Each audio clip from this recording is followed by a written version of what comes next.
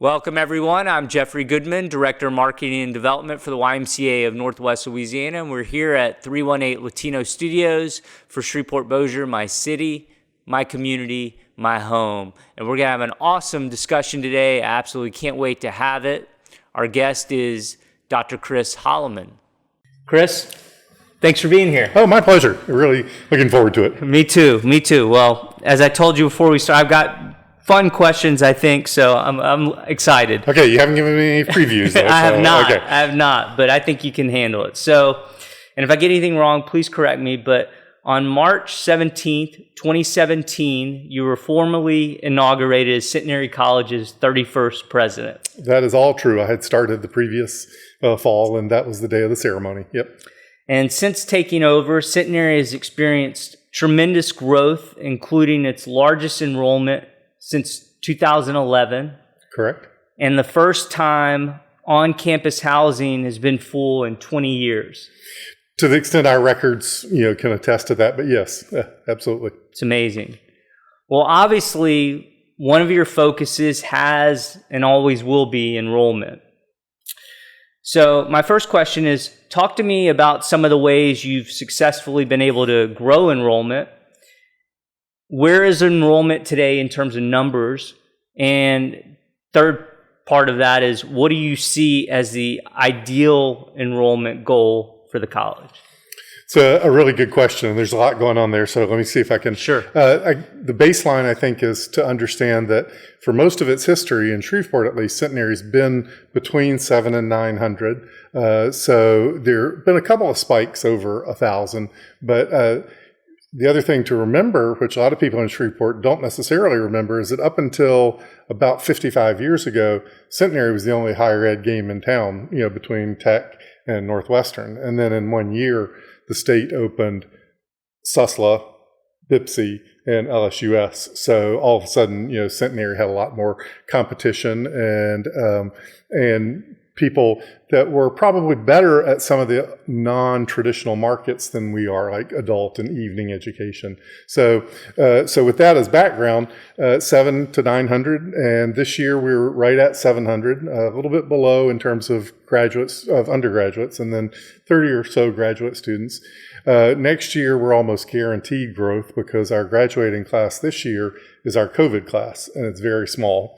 And so as we replace those with a larger incoming class, I'm cautiously optimistic we're going to be at 800. That might not get quite there, but because we are, again, without knowing what some of the questions coming up is, one of the realities that everybody in higher ed faces is that we're going into a so-called demographic cliff, that the birth rates collapsed in 2008, I should say. So that's 17 years ago, right? So there's a whole bunch of students that would be college age that didn't get born because with the economic downturn, people stopped having babies. So we might get there. In terms of how we grow enrollment, as I told the interview committee when I was interviewing here, I only really know two ways to grow enrollment more than just incrementally, and that's new academic programs and new athletic teams. And we've done both of those. Obviously, I think everybody knows we started started football, but we had started other sports across the last few years. We we reintroduced men's lacrosse, which the college had tried a couple of years ago and had gotten off to a rocky start. In terms of academic programs, we introduced a new program, a bachelor's degree in kinesiology. We retooled our bachelor's in education and added some tracks within that. So a concentration, for example, in music education.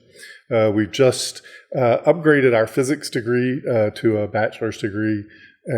We've started a new sports management degree within the business school. So that's how we've done it. We've also done some things I'm really proud of with regard to making Centenary accessible to a wider range of students. So a couple of years ago, we started what we call the Centenary Affordability Pledge, so that if you come to us and are admitted, obviously, and have a full Pell Grant and a full TOP scholarship, we don't charge any further tuition. It's still had to pay room and board, but and that's increased our number of Pell eligible students, which has in turn caused us to be recognized as a great school for social mobility. It's also we've recaptured some of the markets in further South Louisiana, Baton Rouge, and New Orleans that we had lost a little bit. So, and is the 700 to 900 to you? Is that the ultimate number, or do you feel like it'd be great if we got to 1,000 and that's what I want to hit? Or yeah, I actually, when I came here, I set a sort of soft goal that we would be at 1,000 by next year, by the bicentennial. Unless something miraculous happens, we're not going to do that. But of course, I didn't anticipate COVID when I made that goal. I think 1,000 is a good goal. I think 1,100. Once you get much past that, you're going to stretch our infrastructure. Sure. Even at that number, we would have to change some of our policies with regard to people living off campus and things like that. So I think the college, and again, we're talking about more or less traditional undergraduate and graduate students. We've also begun some programs we can talk later that are online, and that would be on top of that. So I think if we could add some of those, we would easily, we can accommodate a much larger number, obviously. Well, you're making tremendous strides. So my next question is, talk to me about, some of the most challenging obstacles you've faced and or continue to face in achieving these enrollment goals. Well, private higher ed's a hard business, and it's a weird kind of business. There are a lot of headwinds. I've already talked about the demographic cliff. Yep. There's a lot of regulation, and this is not a political statement, but as the federal government under both Republicans and Democrats, as they've tried to address some of the abuses of some bad actors, especially in the for-profit educational sector, the nonprofits, and especially the small nonprofits, have gotten kind of caught as collateral damage. And working through some of those challenges has been a sort of an episodic problem, but it certainly takes up a lot of resources just in terms of compliance and so forth. So that's a challenge. At a more kind of detailed level, and this may be too down in the weeds, but private higher ed is stuck in this very difficult situation of it's almost like the bad old days of buying cars, where there was a sticker price, but nobody was willing to pay sticker. But there was a mental equation between sticker price and quality. So we have to be priced so that we are perceived of as equal quality to our peers and aspirants, but we still have to be affordable. So you're in this high sticker price, but also high scholarship game. And there are a lot of college presidents who would like to figure out a different way, and there have been schools that try and do tuition resets, as they're known, but we're very limited in the extent that we can do that, because if we have any conversations, we're accused by the federal government of price fixing and colluding. So trying to get that mix right. And then, of course, how do we appeal to, or how do we address the needs of the market, our students and our employers, while still delivering the kind of liberal arts education that we truly believe is the best for our students. Love that. All of that. And that wasn't too much in the weeds. That was fascinating for me to hear. I mean, particularly that car analogy was really interesting. All right, so I'm gonna throw you a little bit of curveball here. I've read that you're a fan, and my wife and I are watching right now. So my next question is simply, who is your favorite West Wing character and why? I just finished I sometimes watch West Wing or reruns while I eat my lunch at my desk, and I just finished a full West Wing rewatch, so fresh in my brain. My daughter, I hope she doesn't see this, my daughter would want me to say Sam Seaborn, because when she was a young teenager, she had a real crush on him. But who's my favorite? I think it has to be Leo. In fact, I showed a little bit of one of Leo's last scenes where in the last 100 days or whatever of the Bartlett administration or last year, and he challenges the staff, saying we can accomplish more in this 1 year than you will in the rest of your life. And, what are we going to do? And I showed that to my leadership team to say, we need to be making a difference in a hurry. So I suspect the answer to that question would change depending on what day you ask me, but that'll be my answer today. It's interesting you say that, because I told my wife this morning I was going to ask you this question. She said, I think my favorite character is Leo. Oh, excellent. Good taste. All right. So Centenary College is the oldest, if I'm not mistaken, the oldest chartered liberal arts college west of the Mississippi. That's what our research shows. I will say, all those terms, and we believe that. We're not being disingenuous, but all, there are all these little and not so sometimes little fights, as because we talked before. My undergraduate alma mater is University of North Carolina, and there's always this fight between UNC and Georgia about who's the first public college, because Georgia was actually chartered first, but Carolina admitted students earlier. So all those terms come with, little asterisks. But yeah, we claim to be the oldest private liberal arts college west of the Mississippi. Which is amazing. And in fact, starting in January, and I believe all year next year, the college will be celebrating its bicentennial. In conjunction with this very important milestone, the college put together its Forward Capital campaign, the campaign for the college's third century. So my question is, talk to me about some of the key projects and initiatives of the Forward campaign. Well, you're very kind to ask to give me an opportunity to talk about this. I'm sporting our new bicentennial lapel pin, just making its debut here in the last couple of days. So one of the things that I was charged with when I was hired in 2016 was to begin thinking about a capital campaign. The college had not done one in quite some time. They had started one in 2008, and then when the economy tanked, they stepped back from that. So the Forward campaign for our third century has 4 buckets, we call them. Not terribly elegant term, but it's easy to understand. One is just operating, making sure, because one of the traps that colleges can fall into is that their capital campaigns cannibalize their annual fund, which we rely on for scholarships. And so one is maintaining giving to the annual fund. One is donations to the endowment, which again fund scholarships largely and allow us to keep the lights open and all that good stuff, and set the college on a path. I mean, the whole idea of an endowment is it's in perpetuity, so really stabilizing our financial basis. The last two are more interesting in some respects, or unique. One is to renovate and do a small addition onto Mickle Hall, our science building. We've known, the college has known for many years that we needed new science facilities. There was a plan at one point to, if people are familiar with the area, to tear down Centenary Square, which we bought actually with anticipation of tearing it down and putting a science building there. When not too long after I started, we did a campus master plan, and we realized that Mickle Hall was purpose-built as a science building. It's very sturdy. It's the architects we're working with, who have done a lot of renovation at Tulane, said, you can have equipment up on the 3rd floor that at Tulane you'd have to have in the basement because of vibration dampening and things like that.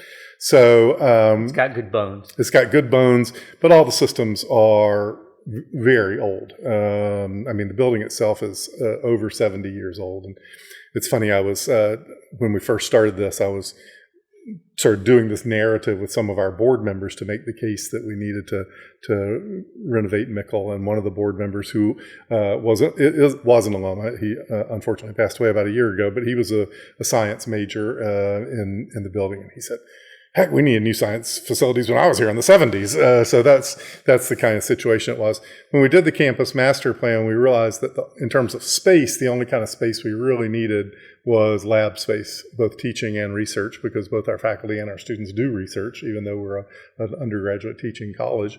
So the third bucket is the renovation of Mickle Hall. As everyone knows, with COVID, the prices on that have really got out of got out of control really quickly, and so the whole campaign, the campaign as a whole, was originally a $40 million campaign, and when the costs of nickel continued to rise, we raised that to $50 million. So, and then the fourth bucket is what I labeled the transformation fund. The idea behind the transformation fund is that seed money that we can use to begin new initiatives quickly. So, in fact, contributions to the transformation fund helped get football going. It helped get the new kinesiology program going. It helped with renovations, really dramatic renovations, to the third floor of our music building, which had become a real nightmare, and now has beautiful digital practice rooms that are all, you can punch the building and punch the button and adjust the reverb to make it sound like a concert hall or whatever. And so the recognition there is that, if you give me $1 million to put in an endowment, I can spend $40,000 a year. But if you give me $1 million that I can spend right now, you can have an immediate impact. And so those are the four parts of the campaign. As I said, we raised the goal to $50 million. We've raised just over $43 million, and we have other gifts already in the pipeline. You've raised how much, you said? 43. Okay, of 50. Of 50. Wow, that's amazing. So we will announce the successful completion of the campaign next December 6th at the gala that will close our bicentennial celebration. And I'm not asking you a specific question about all next year, but maybe give me kind of a quick overview of the things you can. I had John Atkins here, and he didn't want to. Maybe Chris Brown too. I mean, they kind of hinted that a lot's about to happen starting in early 2025. Maybe give me just a quick sense of what's on the horizon. Well, since you raised that, I want to say in particular thanks to John and Lindsay Atkins. They're the co-chairs of the Bicentennial Committee and have been extremely generous with their time and their resources to help us with the bicentennial. It's going to start out on January 8th. Our provost, Dr. Karen Soul, had the idea, let's have a birthday party to kick off the year, mostly just for faculty, staff, and students on campus. And the first day when everybody gets back in January, and then David Orr, our athletic director, had the brilliant idea, let's do it on January 8th, 1825. And the light went on for everybody. And so I think we have a convocation hour in the mornings, and so at 11 on that morning, we're going to have a birthday party. It's just going to be a lot of fun. We're going to have the cheerleaders will be out there. We will have some dignitaries. The mayor. I think the mayor will be there. We certainly, in fact, right now, the city council is passing a proclamation in our honor, even as we speak. I'm sure he'll be there. Well, he's a good supporter of the college, and he's a good friend. So, we're going to have sort of like you see on New Year's Eve, the glasses with 2025 and a photo booth and T-shirts. So that'll be fun. We're going to do an alumni trip to the old campus, the original campus of Centenary is in Jackson, Louisiana, and I believe that's in April. I keep forgetting whether it's in March or April, but that's going to be amazing. We're going to go down there. There's going to be for the Highland Mardi Gras parade, we're going to put up a community sort of neighborhood viewing stand, and we'll have food and just stuff for our neighbors, and so that's going to be fun. We have a special commencement speaker that won't mean very much to anybody unless they're in higher ed, but Marjorie Haas, who's the president of the Council of Independent Colleges. She's been the president of Rhodes College and Austin College over in Sherman. She's a friend, and she's just an amazing visionary and spokesman for private higher ed. So we're looking forward to having her there. Obviously, in the fall around a football game, we're going to have amazing homecoming activities, all kinds of stuff going on.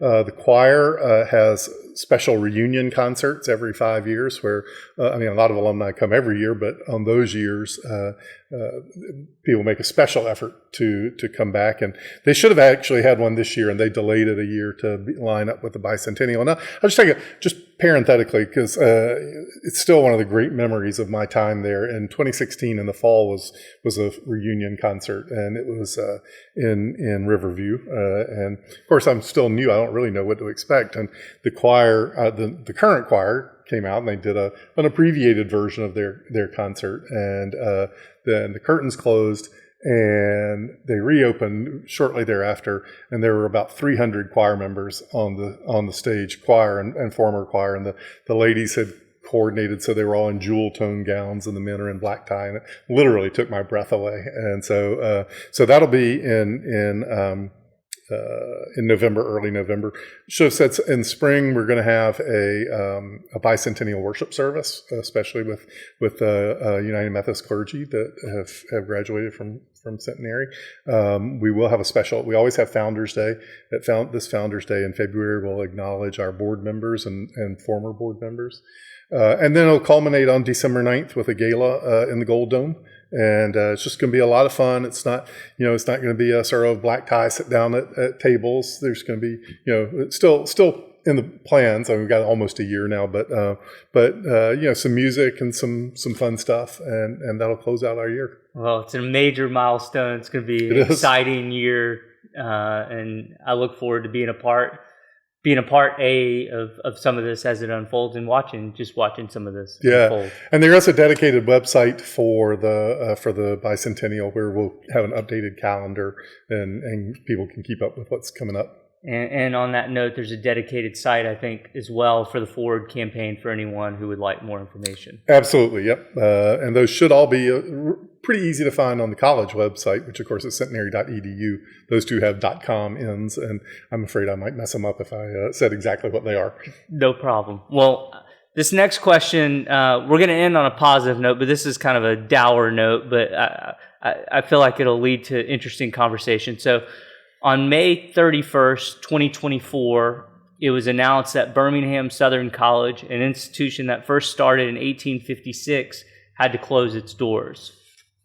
My question for you is, what are some of the things we have to do at Centenary and as a community to ensure that never happens to us? Interesting question. I had gotten to know their president, Daniel Coleman, very well through the Council of Independent Colleges that I mentioned earlier. And he did such amazing work to try and keep the doors open. And he had only been president for 6 years or so. He had previously been on the board and actually adjuncted for them in their business school. And they had burned through their endowment. And so he was trying to rebuild that and keep them open. And then because of some politics and so forth, it didn't happen. I think the main thing that I would say, obviously, to the extent people can support Centenary with their gifts, that's really important.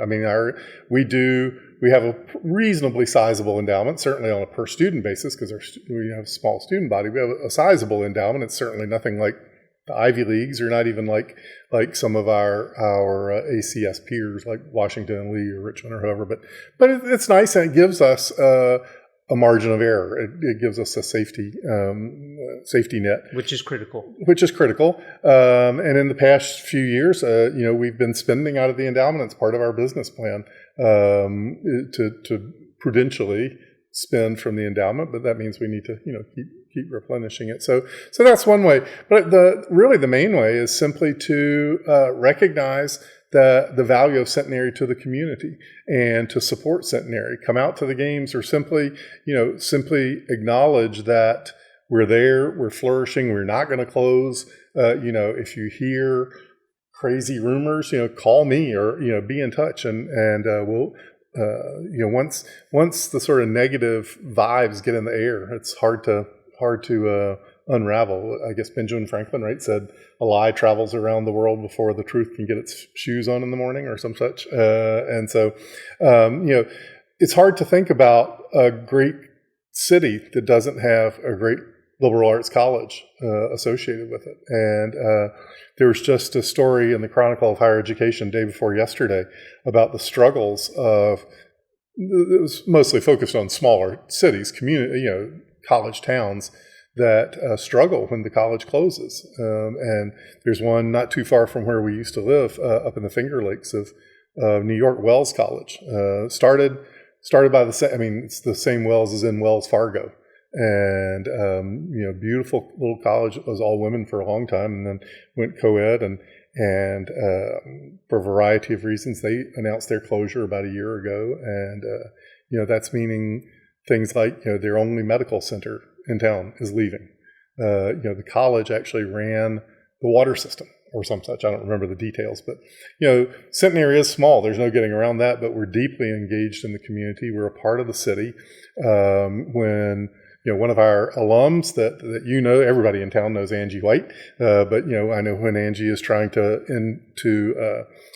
recruit industry to the city, one of the things they ask about is what's your educational opportunity. And when they can say, look, we have a college here that has a 95% acceptance rate into medical school, that has trained 200 years worth of doctors and lawyers and accountants and clergy people, that is providing the next level of education for the next generation of students, including your students, your kids. That's a pretty powerful recruiting tool. And so it's a cliche to say Centenary is a hidden jewel and we need to not be hidden, but there's some truth to that. And some of that, I think, sometimes colleges bring it on themselves. They isolate themselves for whatever reason.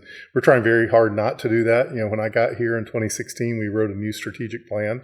And I won't go into the details of the process, but part of it was I put forward about 4 what I considered to be non-negotiables. And then we built it off of that. And one of those was that Centenary would be Shreveport-Bossier's college. And that really resonated with people to such an extent that it remained as one of the pillars of our second strategic plan that we've just begun and a year or so in now. So, I think don't hesitate to be in touch with Centenary. We'd love hosting events on campus. We make our facility available to all sorts of community events. If you need an expert on something, let us know, and we can probably find one. Yeah, and I think it's important. I mean, I had Dr. Guzik here from the med school, and he talked about how many cities around the country would kill to have a medical.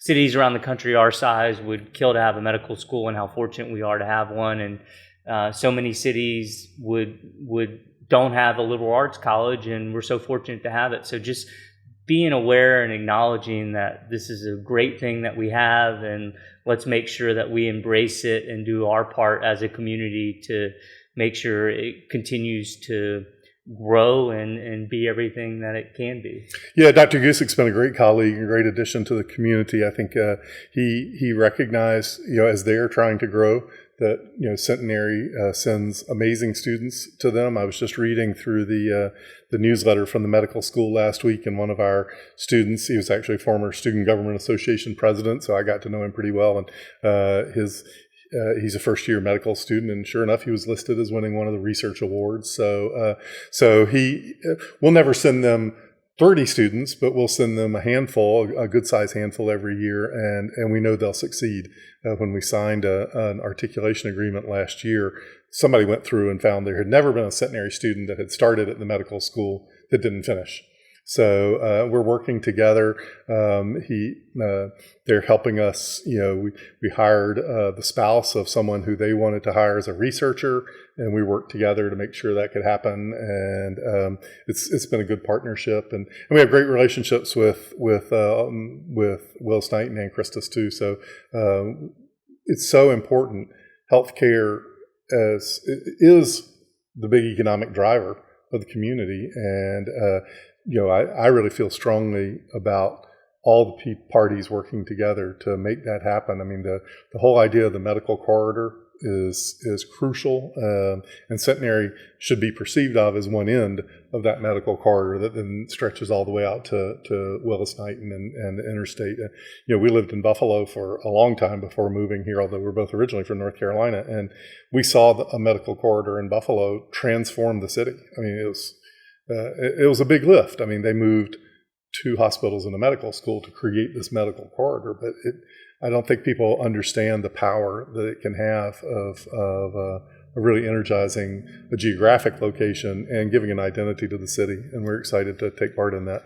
I love that. Yeah, and I love that idea of you collaborating to employ a couple, because that's the other piece of this. Yeah, we're fortunate to have a medical school. Yeah, we're fortunate to have a liberal arts college, but I mean, if you want to think about where a lot of our intellectual horsepower comes from in the community, it's from Barksdale, it's from Centenary, it's from the med school, these people that come in from outside and just really amp up what this community can do. So I commend you for playing such a vital role in that. Yeah, no, I'm really excited about the possibility. We have expanded our some of our agreements beyond just pre-med and medical schools. So we have expedited admissions in allied health and some of the things there.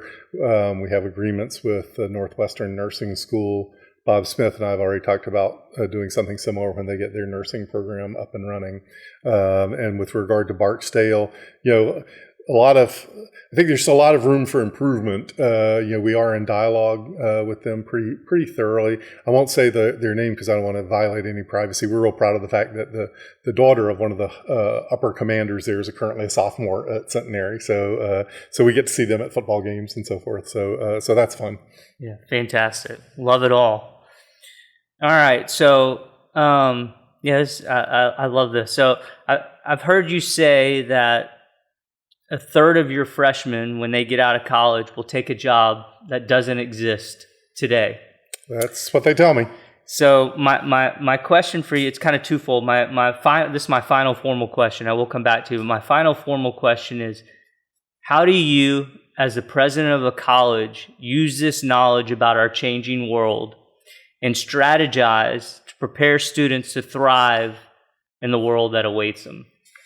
Great question, and one that I'm really passionate about. So wave your hand when I start talking too much. But I mean, that's at the core of our identity as a liberal arts college. I mean, that's what liberal arts means. I sometimes have to do a little backfilling on that. The liberal and liberal arts, I know you know this, but it doesn't have anything to do with liberal and conservative. It's the liberal as in liberty. And so I usually use the analogy, the martial arts teach you to fight.